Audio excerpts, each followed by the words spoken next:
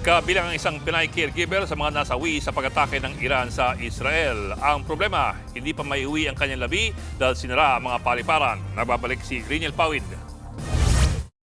Durog at sira-sira na ang residential building na ito sa Tel Aviv, Israel. Sabado ng gabi na mabagsakan ito ng missile na pinakawala ng Iran. Ganti ito ng Iran matapos ang pag-atake sa kanila ng Amerika at Israel.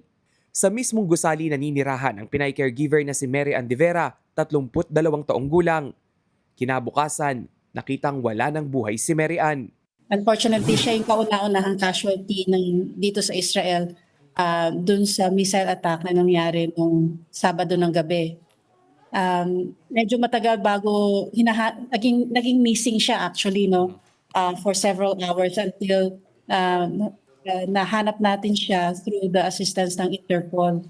Siya pala yung nai-report nila na akala namin Israeli woman eh. Kinilala ang mga labi ni Mary Ann ng kanyang asawa. Bago ang insidente, nakapag-post pa sa social media si Mary Ann. Aniya, minu-minuto raw ang missile attack at nakakapagod ang pagtakbo sa bomb shelter. Ang problema sa ngayon, hindi pa maiuwi ang bangkay ng nasawing Pinay. Unfortunately, yung pinakamalaking problema natin, yung airspace. Sarado. Paano natin ililipad yung bangkay niya? Yan yung pinakamalaking problema natin ngayon. Sa ngayon, nasa morgue siya. So hanggang sa time na pwede nating ilipad siya, ililipad natin kaagad. Pati siyempre yung kanyang asawa na nandito rin, nagtatrabaho din dito sa Israel. Sinusubukan pa namin kunin ang panig ng kaanak ng nasawing Pinay. Dito sa side na to, sa wing na to, ito ang bomb shelter.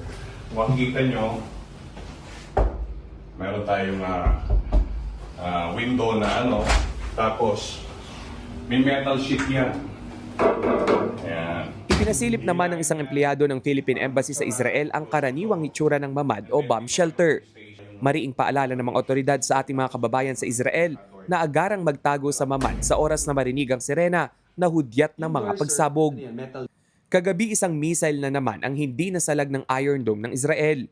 Bumagsak ito sa kalsada ng Jerusalem kung saan 6 ang sugatan. Sa tala ng Philippine Embassy sa Tel Aviv, higit 26,000 ang mga Pilipino sa Israel.